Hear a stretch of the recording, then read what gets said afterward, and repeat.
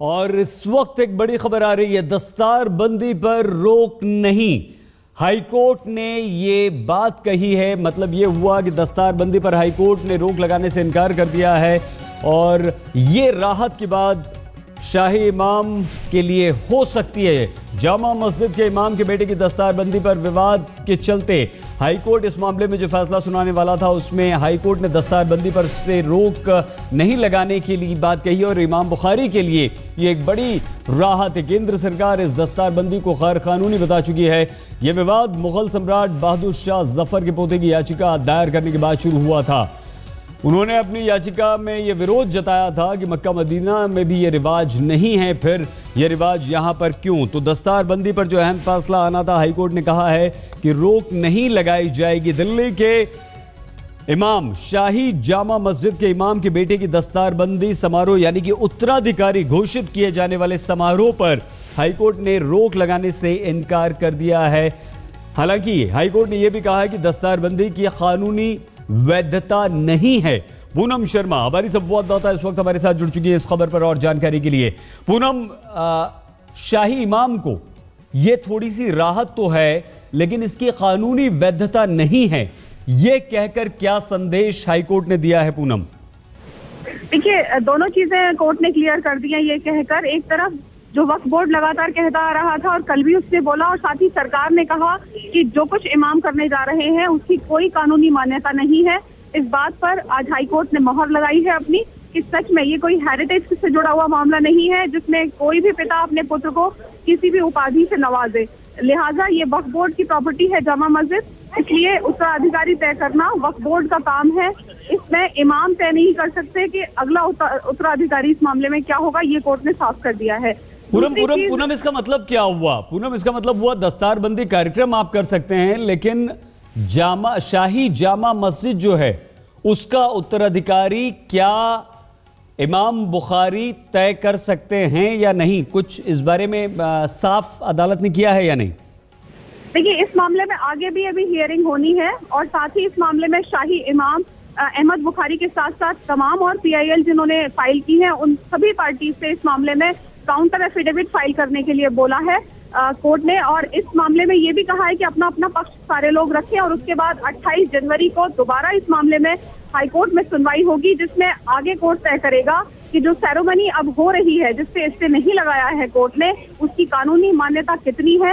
वक्फ board इस पूरे मामले में अपना क्या पहलू रखना चाहता है, सरकार, केंद्र सरकार इस मामले में अपना क्या पहलू रखना चाहती है और खुद इमाम बुखारी इस मामले में अपना क्या एस्पेक्ट रखना चाहते हैं। ये तमाम चीजें हैं जो कोर्ट सुनना चाहता है। क्योंकि अब तक इस मामले में नोटिस नहीं हुआ था इमाम बुखारी को और ना ही वो पार्टी बने थे, लिहाजा कोर्ट ने भी उनको एक मौका दिया है और साथ ही अपनी बात रखने के लिए कोर्ट ने नोटिस जारी किया है ताकि वो अपना पहलू इस पूरे मामले में कोर्ट में रख सके और 28 जनवरी को इस पूरे मामले में सुनवाई होगी। लेकिन हाँ, अभी फिलहाल अगर देखें तो इमाम के लिए ये अभी राहत की खबर है कि जो दस्तारबंदी का कार्यक्रम कल होने वाला है उस पर स्टे नहीं लगाया है कोर्ट ने। लेकिन साथ ही उनके लिए परेशानी कम नहीं हुई है क्योंकि कहा है कि जिस तरह से वक्फ बोर्ड बोल रहा है और सरकार बोल रही है कि ये इलीगल है और इसकी कोई कानूनी स्वीकार्यता नहीं है दस्तारबंदी की, वो सही है। कोर्ट ने उस बात सही माना है। तो लिहाजा एक तरफ राहत है और दूसरी तरफ उनके लिए थोड़ी सी मुसीबतें भी हैं। आप बने रहिए हमारे साथ, हम आपसे आगे और बातचीत करेंगे। लेकिन हम आपको बता दें कि हाईकोर्ट ने यहाँ पर यह साफ कर दिया है कि दस्तारबंदी की कानूनी वैधता नहीं है। क्या है ये दस्तारबंदी? भावी इमाम बनाने के कार्यक्रम को दस्तारबंदी कहते हैं, यानी कि उत्तराधिकारी चुनने वाला जो कार्यक्रम होता है उसे दस्तारबंदी कहते हैं। सैयद शाबान की दस्तारबंदी करना चाहते हैं शाही इमाम। अहमद बुखारी के बेटे हैं सैयद शाबान, 19 साल के हैं सैयद शाबान और इनको अपना उत्तराधिकारी बनाना चाहते हैं। 22 नवंबर को दस्तारबंदी दिल्ली की जामा मस्जिद में होगी, कल होगी। सरकार का यह कहना है कि जामा मस्जिद में नहीं, बाहर आप चाहें तो कार्यक्रम कर सकते हैं। 15 नवंबर को शाही इमाम की पदवी को दिल्ली हाईकोर्ट में चुनौती दी गई थी। याचिका में दस्तारबंदी कार्यक्रम पर रोक लगाने की मांग की गई थी और इस तरह की 1-2 नहीं बल्कि 3 याचिकाएं दायर की गई हैं। केंद्र ने जामा मस्जिद को वक्फ बोर्ड की संपत्ति बताया है। ASI यानी कि आर्कियोलॉजिकल सर्वे ऑफ इंडिया ने जामा मस्जिद को ऐतिहासिक धरोहर बताया है, वो शाही इमाम की संपत्ति बिल्कुल भी नहीं है। सरकार ने यह साफ कर दिया है। नीचे बैठ जाओ। अरे भाई, अरे केवल लखन बोल लूँगा जोर से।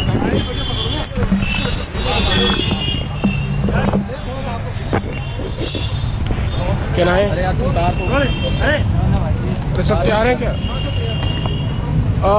आज फैसला आया है जो कल उन्होंने रिजर्व किया था, और उसमें उन्होंने आज पहले तो सारी हमारी मांगे थी उसका खुलासा किया है, और क्या क्या हमने कल बहस करी थी उसको एक समराइज कोर्ट ने किया। और उसके बाद कोर्ट ने 3 चीजें कही हैं जो अहम है। पहली, कोर्ट ने कहा है कि जो दस्तारबंदी है इसकी कानूनी वैधता नहीं है, इसलिए भी कोर्ट ने दिल्ली वक्फ बोर्ड का भी बयान लिखा है कि आज तक कोई एप्लीकेशन नहीं आई, और जब तक हम इसको वैधता नहीं देंगे इसकी कोई सैंक्टिटी नहीं है। उन्होंने गवर्नमेंट की, यूनियन ऑफ इंडिया की भी उन्होंने स्टेटमेंट को लिखा है कि इसके अंदर उन्होंने ये कहा है कि इसका यूनियन ऑफ इंडिया ने भी जो खुलासा किया है वो यही है कि इसके अंदर लीगल सैंक्टिटी का कोई प्रश्न ही नहीं उठता। कुल मिला के कोर्ट ने अब ये फैसला किया है कि दस्तारबंदी उसका प्राइवेट फंक्शन है, वो कर सकता है, और क्योंकि वो बहुत अरसे से वो फैमिली वहाँ पर जामा मस्जिद में रह रही है, इसलिए इस समय उनको वहाँ से हटाना, इसके लिए कोई इंटरिम ऑर्डर की अभी जरूरत नहीं है, but this requires consideration. Court इसको देखेगा नजदीकी से, जैसे केस चलेगा। कोर्ट ने नोटिस कर दिया है इमाम को भी, ये इंटरिम डायरेक्शन है, और कोर्ट ने ये भी उसके अंदर लिखा है कि दिल्ली वक्फ बोर्ड बताए कि इतने अरसे तक क्यों नहीं कभी भी कोई एक्शन लिया गया इमाम या उनके कार्यकाल में या कार्यकारिणी में। We have sought 3-4 things. We have wanted that Imam have no authority whatsoever in continuing as Imam because his appointment is void ab initio. There are 2 reasons for it. Number 1, there is nothing called hereditary in दस्तारबंदी एक निजी कार्यक्रम है जो अहमद बुखारी कर सकते हैं, लेकिन जामा मस्जिद में नहीं, जामा मस्जिद के बाहर। जामा मस्जिद वक्फ की संपत्ति है। वक्फ पर सवाल उठाया है अदालत ने कि वक्फ ने आखिर आज तक इस पर कोई सवाल क्यों नहीं उठाया। यानी ये कह सकते हैं कि फौरी तौर पर अहमद बुखारी को राहत जरूर मिली है, लेकिन अब मुश्किलें भी बहुत ज़्यादा अहमद बुखारी की बढ़ गई हैं, क्योंकि अब ये मामला अदालत में चला गया है और अदालत ने ये कहा है कि हम इस मामले में आगे सुनवाई करेंगे। नोटिस जारी कर दिया गया है अहमद बुखारी को, और अहमद बुखारी को कितने अधिकार हैं, क्या वो अपना उत्तराधिकारी जो है वो घोषित कर सकते हैं बिना किसी की इजाज़त लिए, क्या उन्हें यह अधिकार है? अब इन तमाम मामलों पर अदालत में बहस होगी और बुखारी साहब को, अहमद बुखारी को जवाब इस पर देना होगा। फौरी राहत ज़रूर है, लेकिन मुश्किलें अब और ज़्यादा अहमद बुखारी, दिल्ली की शाही जामा मस्जिद के इमाम की बढ़ गई हैं। हम तुरंत होते हैं हाजिर, आप बने रहिए हमारे साथ, देखते रहिए आज तक।